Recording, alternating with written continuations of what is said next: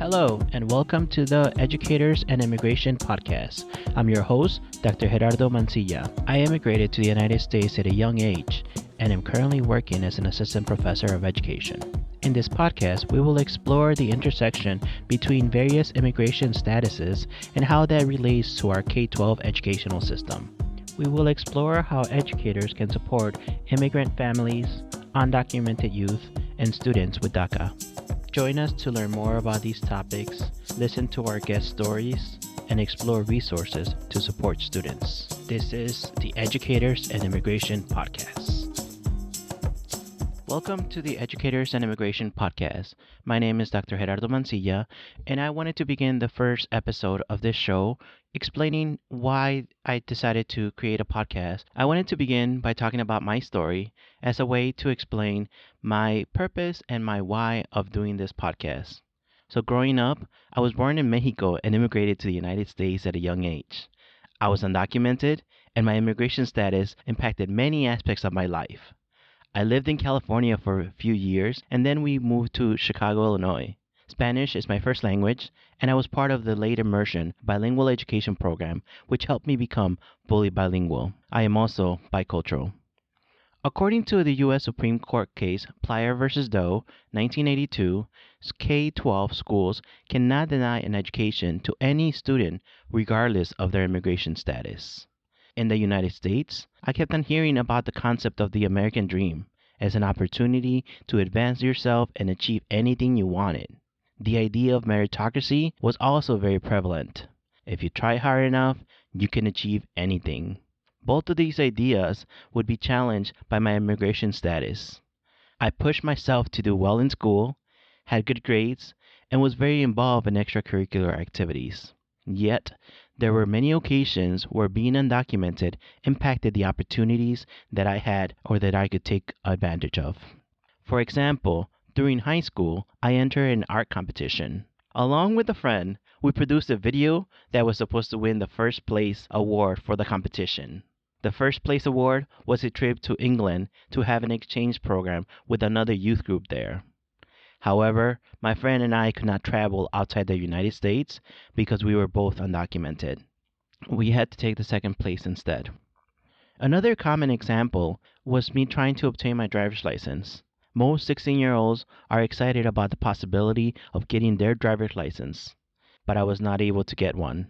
It wasn't until I went to college that I was able to obtain a driver's license. Prior to the Real ID Act of 2007, I was eligible to receive a driver's license. My next biggest challenge came when I had to apply for college. I had been getting good grades.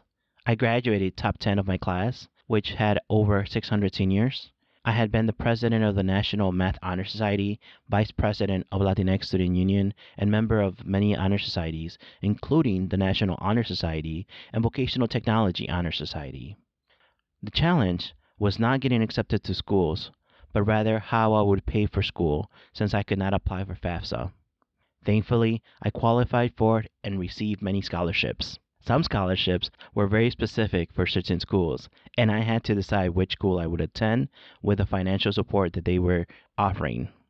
I was fortunate to receive a merit-based leadership scholarship that would cover my full tuition for the school I ultimately attended.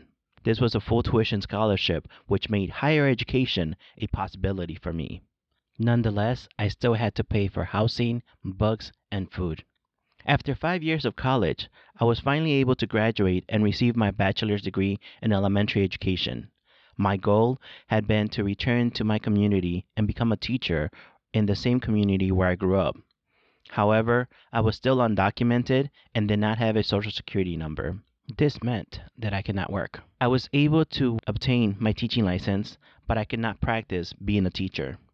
Fortunately, I had a mentor and a professor who guided me in the next steps. They told me that I could continue studying and work towards a master's degree. I was still undocumented, and applying for graduate programs presented with some of the same challenges as applying for my bachelor's degree. The financial support was going to be my greatest obstacle. One of the programs that I applied to was Harvard's Master's of Education degree, and I was accepted. However, I couldn't figure out how I was going to pay for the tuition, the moving costs, the housing, and the food. Tuition alone was $50,000. Harvard offered me $10,000 in financial support. I would have to come up with the remaining 40,000.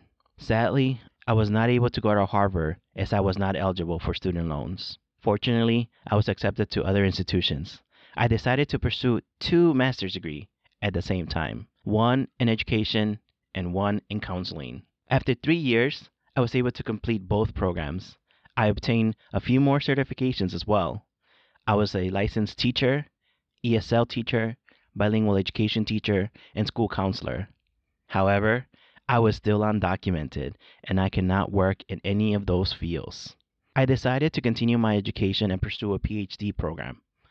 Thankfully, during my doctoral work, I was able to adjust my immigration status and become a permanent resident. There have been many years of hard work and education to try to push myself to move forward. Thankfully, I completed my PhD work and became a classroom teacher. Today, I have the honor of having a dual citizenship, both as a U.S. citizen and as a Mexican citizen. So I share my story to explain how my growing up impacts the kind of work that I want to see with this podcast. I share my story because as I was growing up, many people helped me along the way. For some people, working with undocumented was something new, and for others, they were constantly trying to find a pathway to support me in my own journey. I decided to create this podcast and resources for educators who are also supporting many individuals with various immigration statuses. As youth grow up, there are many stages of life where students need additional support. Sometimes they need help with information on scholarships. Other times, the conversation may be about what is happening with DACA. The goal of this podcast is to have ongoing conversations on the many issues that may impact undocumented youth, students with DACA, and other individuals with other immigration status. Join us as we build a community to support students and learn with each other. Remember to subscribe to this podcast so that you can listen to the new episodes as they are released. You can also leave us a review on Apple Podcasts and share with other educators, colleagues, and friends. This is the Educators and Immigration Podcast.